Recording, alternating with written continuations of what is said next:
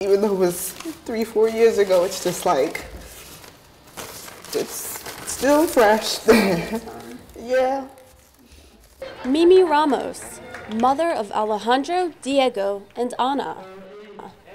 You'd never guess they used to be homeless. You never know what circumstances come up. You never know what could happen. It could be anybody. Mimi was anybody. She graduated from high school with an A average.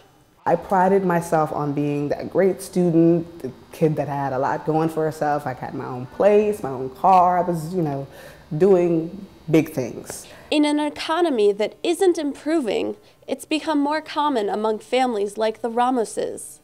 For 7 years, Mimi had a stable job, and then her bosses retired. The new owner wanted to, revamp some things, and unfortunately, I was removed. But she didn't give up. 2 years in a row, every day, usajobs.gov, usajobs.gov, what's available, what can I apply for? She was struggling.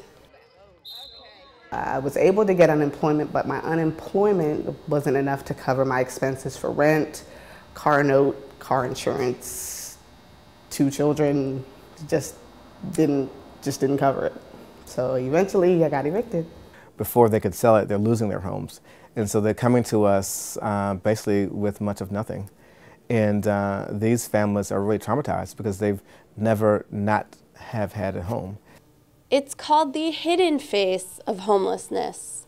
They're living out of their cars or their vans, they're couch surfing, and so that's why they're considered sort of hidden. Like Mimi, 2 kids, another on the way. Mimi's mom took them in.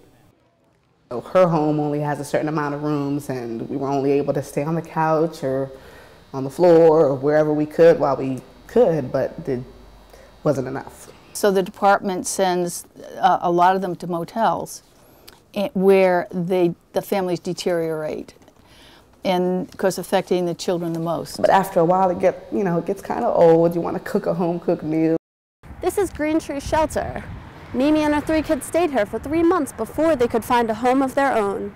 Kids should not grow up in shelters. It does have a negative impact on their well-being. It is stigmatized for them. Sometimes they make fun of in school.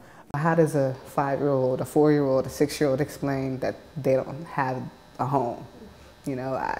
It's just too much of a burden for me to put on a child to have to explain that. So to them, they always had somewhere to go, whether they knew it was their own or not. A third of Montgomery County's 1,100 homeless are children.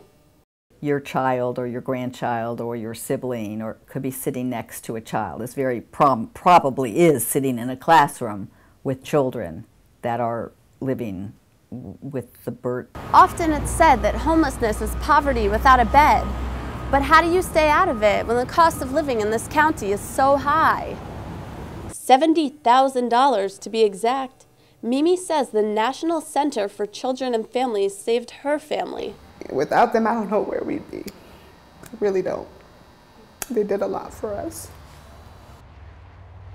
Through the shelter's resources and a little faith, Mimi says she was able to get a job with the IRS where she's been working for a year.